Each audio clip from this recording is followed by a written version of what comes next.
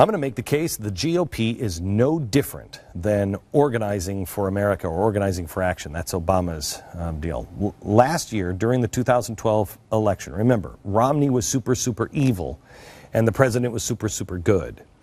Romney laid out a plan for intervention in Syria. Wasn't one I was for.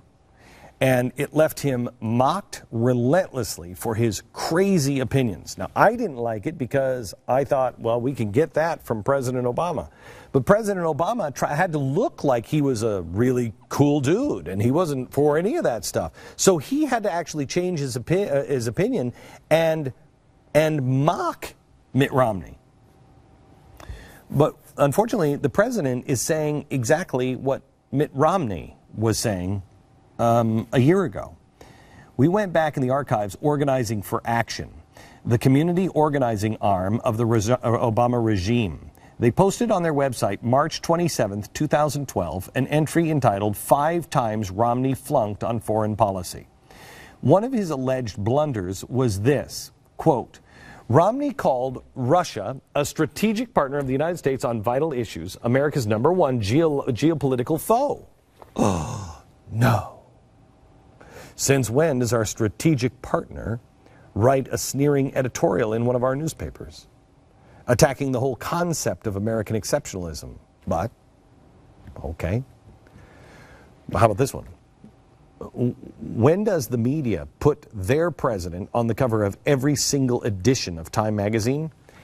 Except for the one that ran here in the United States of America. That one was a little different. I rewatched some of the debates from the presidential elections. During the third debate, the one with Bob Schieffer, at the time we were all so wound up about Benghazi, we wanted Romney to stick it to the president on the terrorist attacks. And he didn't. And we wondered, how did you miss this? But we missed how much Romney knew and got right on foreign policy in the Middle East, at least on the way it's unfolding now. And I don't agree with Romney on some of his foreign policy, but there is no doubt he was either being advised by the same clowns who are advising the president, or he knows the geopolitical world better than anybody else, especially President Obama. He was impugned and ridiculed for what he said. But listen to what the president says here in reaction to the candidate, Mitt Romney. Governor Romney, I'm glad that you recognize that al-Qaeda is a threat. Because a few months ago, when you were asked what's the biggest geopolitical threat facing America, you said Russia. Not al-Qaeda, you said Russia. And the 1980s are now calling to ask for their foreign policy back because the Cold War has been over for 20 years. What we need to do with respect to the Middle East is strong, steady leadership, not wrong and reckless leadership that is all over the map. The challenge we have, I know you haven't been in a position to actually execute foreign policy. No. But every time you've offered an opinion, you've been wrong. Oh, the audacity of this man. Yes, Romney was wrong about Russia. And Romney was all over the map. Really? Can anyone even tell me what the Obama doctrine is right now? It is this president who is all over the map and reckless and wrong on every issue. After witnessing President Obama's own disaster in the Middle East, last week a foreign policy analyst pointed this out about Romney's policies. Quote, with all of these foreign policy initiatives, Syria, Iran, Snowden, who's out there causing problems for America? It's Putin and the Russians. It is Russia who has refused to extradite NSA leaker Edward Snowden to the United States. Does that sound like a good friend? Is the Cold War over? This caused President Obama to cancel a meeting with Putin during the G20 summit. Is that Cold War? It was Russia who blocked the UN action against Syria. Are they our best buddies? It was Russia who was suspected of supplying countries like Syria with chemical weapons. So in the debates, Romney defended his claim. It turns out he wasn't really wrong at all on Russia. This is what he had to say in response to President Obama. Well, of course, I don't concur with what the president said about my own record and the things that I've said. They don't happen to be accurate. But I can say this, that we're talking about the Middle East, and how to help the Middle East reject the kind of terrorism we're seeing and the rising tide of tumult and confusion. And attacking me is not an agenda.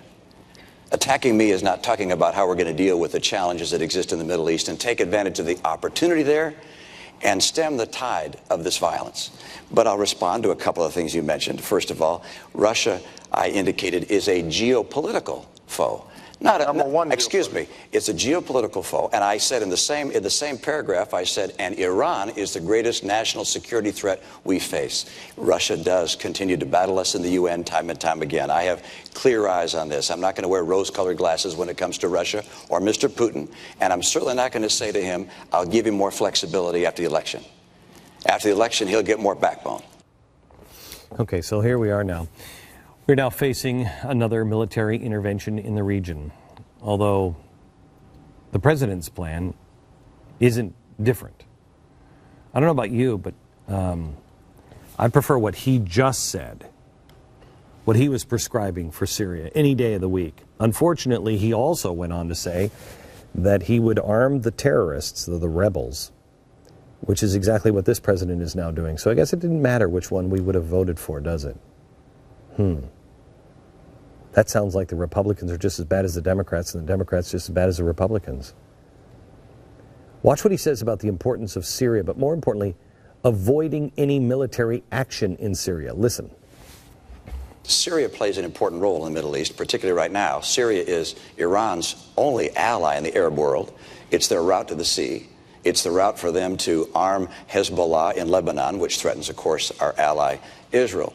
And so seeing Syria remove Assad is a very high priority for us. Number two, seeing the replacement government being responsible people is critical for us. And finally, we don't want to have military involvement there. We don't want to get drawn into a military conflict. Yeah, but he was ridiculed for this point of view.